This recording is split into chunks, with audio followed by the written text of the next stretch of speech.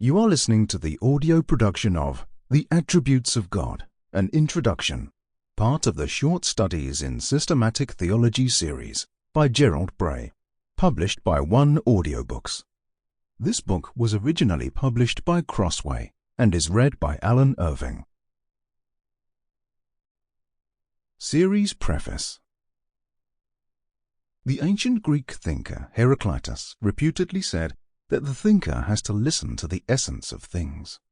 A series of theological studies dealing with the traditional topics that make up systematic theology needs to do just that. Accordingly, in each of these studies, a theologian addresses the essence of a doctrine.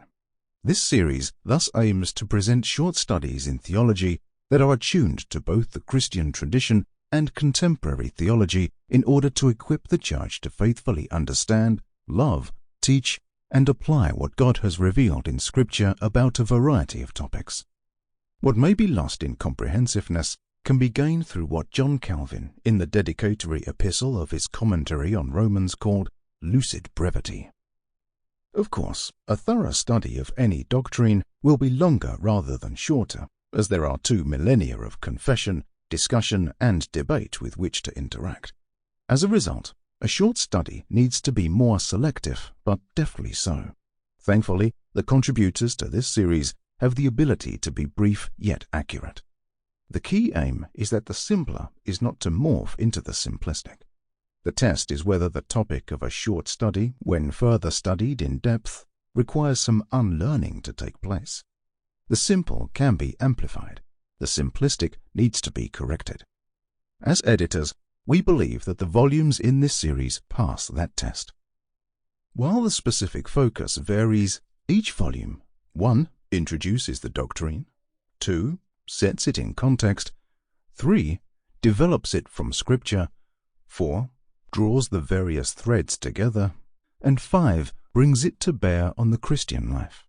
It is our prayer, then, that this series will assist the Church to delight in her triune God by thinking His thoughts, which He has graciously revealed in His written word, which testifies to His living word, Jesus Christ, after Him in the powerful working of His Spirit. Graham A. Cole and Orrin R. Martin.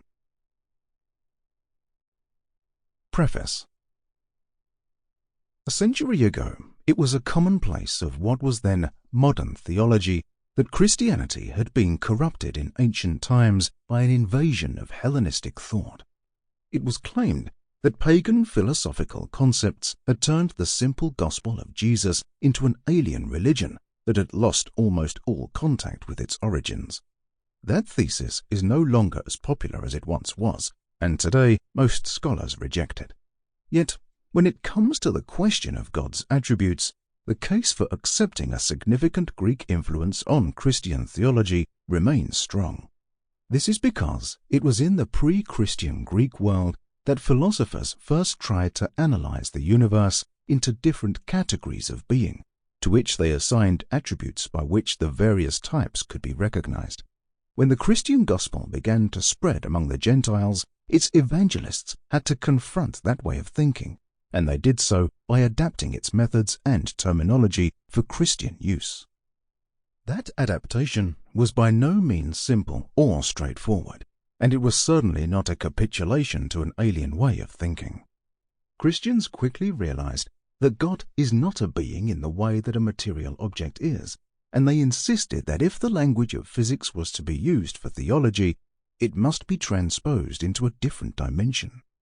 They believed that this was possible because God exists, although His existence is totally different from the existence of anything else. For them, the key distinction was between the Creator and the creation. Philosophical terminology was designed to explain what Christians call the created order. If it was to be used of God, it had to be set free from the constraints of time and space that bound created objects. Very often, the result was that God could only be described in terms of what He is not, because finite human words are not designed to express concepts of infinity. The beginnings of this development can be found in the New Testament, where God is occasionally described as immortal or invisible. But this can hardly be regarded as an invasion of Sample complete. Ready to continue?